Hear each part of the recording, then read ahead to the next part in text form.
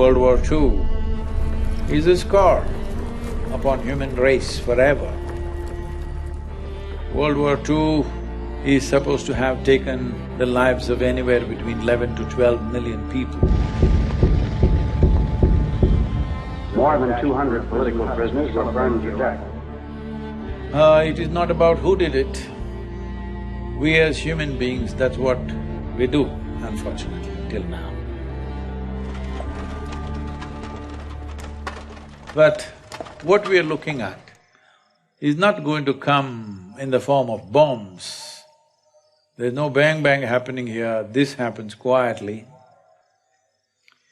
Every responsible scientist in the world is saying by 2045, we'll be producing 40% less food on the planet and our population will be 9.2 billion people. If it goes this way, World War II will look like a small blimp, because if 40% less food means it's estimated in 6 months, about 1.5 to 1.7 billion people can die.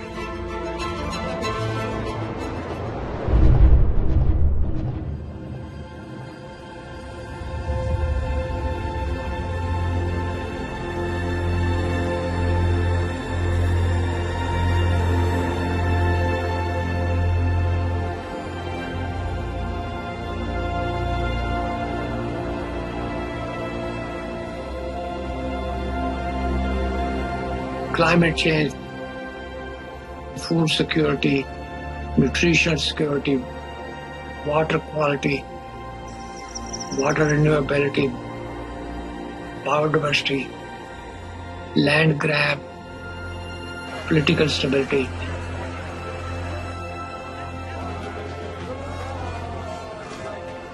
Human health, well-being, peace, prosperity. Soil is the basic of all that.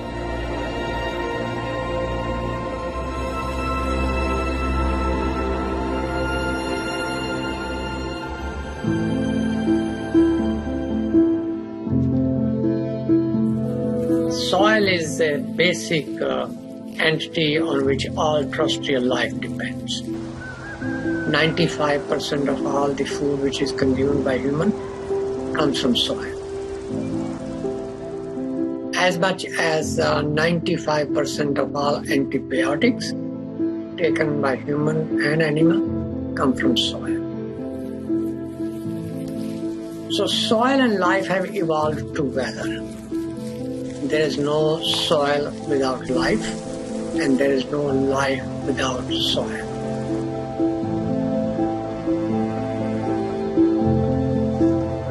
In a handful of soil, there are over 5 to 7 billion organisms.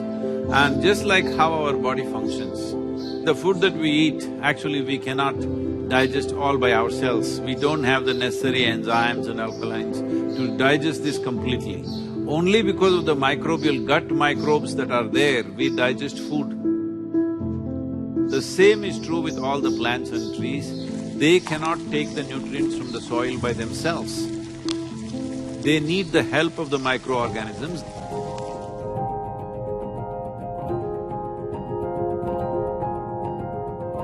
Good guy bacteria, good guy fungi, protozoa, nematodes, microarthropods, earthworms, incatrioids, all of those organisms are required to have a good, healthy soil so your plant gets the balance of everything that it needs every second of every day.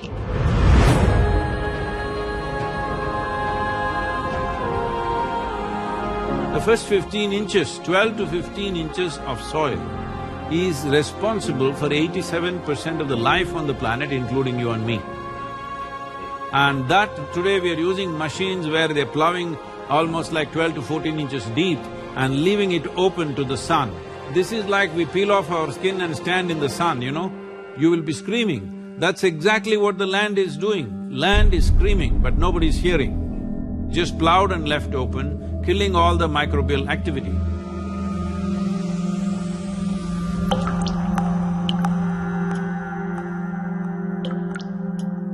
See, right now, the organisms here, the only food they can eat is organic content.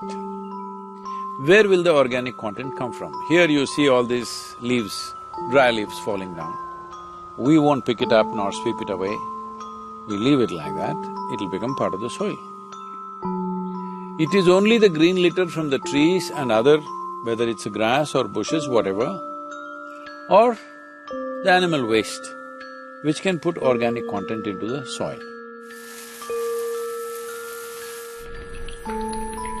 In normal agricultural soil, the minimum organic content should be between 3 to 6%. The most minimum is 3%. 3% is kind of the borderline, where you've got enough diversity in the kinds of foods that are present so that all of the necessary sets of microorganisms will be able to perform their jobs. In most of the Western world, we have so destroyed sets of species of different functional groups that we're on the edge of not being able to come back from that.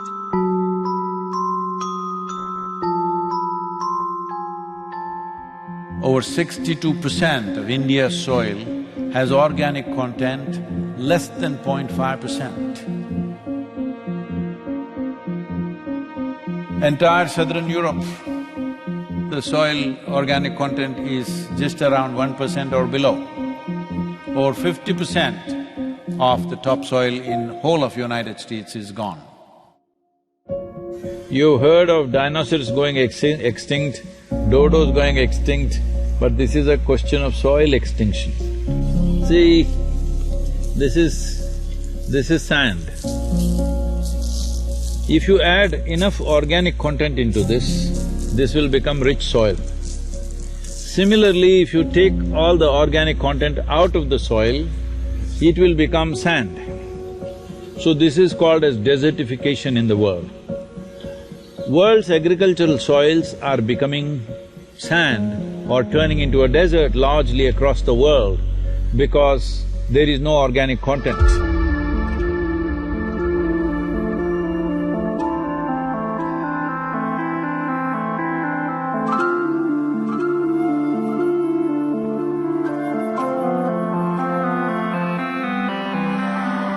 Right now, the soil that we are using is not our generation's soil. We are using up the soil of the unborn child. We have no business to do that, because soil is not our property, it's a legacy that's come to us, and it's a legacy that we should leave behind, living soil. Because once there is no richness in soil, there is no way there is richness in life.